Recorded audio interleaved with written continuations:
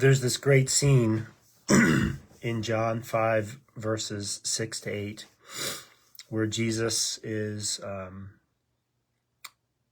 at Solomon's colonnade, and there's this pool there, and legend has it that when the waters would stir, that was an angel coming down and touching the water and stirring the water, and the first person into the pool after this happened would be healed.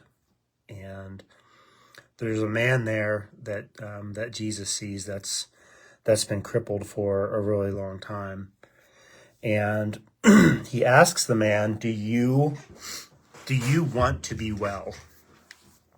And I'm always struck by that because it seems like a really stupid question. Do you want to be well? And the man kind of reveals that it's not such a stupid question because he said his response to that question is, "I can't because I have no one to put me in the water when the waters move. Someone always gets there ahead of me."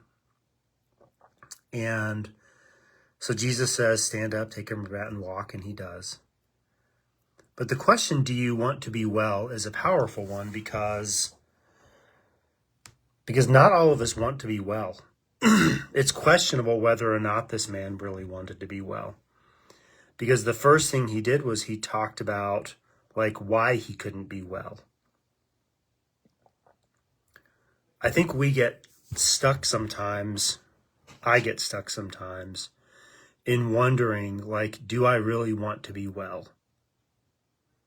Do I want to take the steps that it takes in order for me to be well? I think if we were to ask almost anyone, do you want to be healthy? They would probably say yes. But do you want to take the steps that are required to be healthy? We could talk about, and that's why I want to be really careful in the way I'm thinking this through.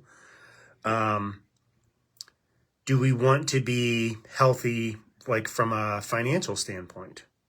Most people would say, yes, I want to be healthy. But are you willing to take the steps that requires? Are you wanting to be healthy spiritually? Again, are you willing to take the steps that it requires to be healthy spiritually? When we think about this question, what we're doing is, and we say, yes, we want to be well, we're taking the first step towards transformation. This week, we talked about Psalm 139, verses 23 and 24. Search me, know my heart, test me and know my anxious thoughts, point out anything in me that offends you, and lead me along the path of everlasting life.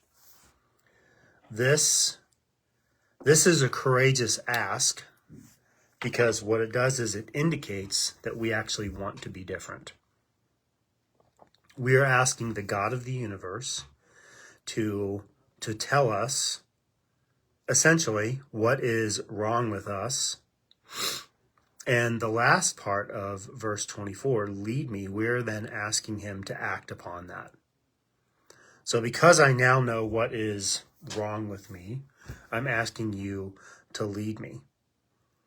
We are asking God for a much deeper understanding of who we are so that he would transform us. And I think this actually requires quite a bit of courage. I don't want to minimize it in any way. I don't want to just say, oh, you should just go out and do this thing. It'll be the easiest thing in the world. We are asking the God of the universe to search our hearts. And if ultimately we don't know who we are, if we don't know what our motivations are, if we don't know why we do the things that we do, we're just going to continue to get stuck in these same patterns. And for this man at the pool, it was the same way. I don't have anyone to do this for me. And Jesus's question is, yeah, but do you want to be well? I think if we truly wanted to be transformed, recognizing that Jesus does the work, if we truly wanted to be transformed, then we would do whatever it took in order for that transformation to take place. We would pursue that transformation. We would ask God to search us. We would ask him to test us. We would ask him to point out what's wrong with us, and we would ask him to lead us. And sometimes that's going to look like maybe being in community with other believers. We would do things that would put us into community and put us into accountability with other believers. But all that to say, this concept of dangerous prayers that we're going through, and specifically Psalm 139 verses 23 and 24, is really about inviting God to transform us.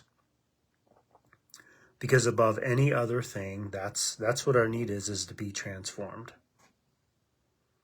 And my hope and my prayer for you today, as you consider your need to be transformed, that you would enter into that ask seriously and in a legitimate way, with a desire to really be transformed. Whatever he tells you, whatever he says about you, to you, that you would be willing to be transformed. What are the areas in your life that require transformation? Do you want to be healed? Ask God for that clarity today in what that looks like. We'll talk to you tomorrow about being tested.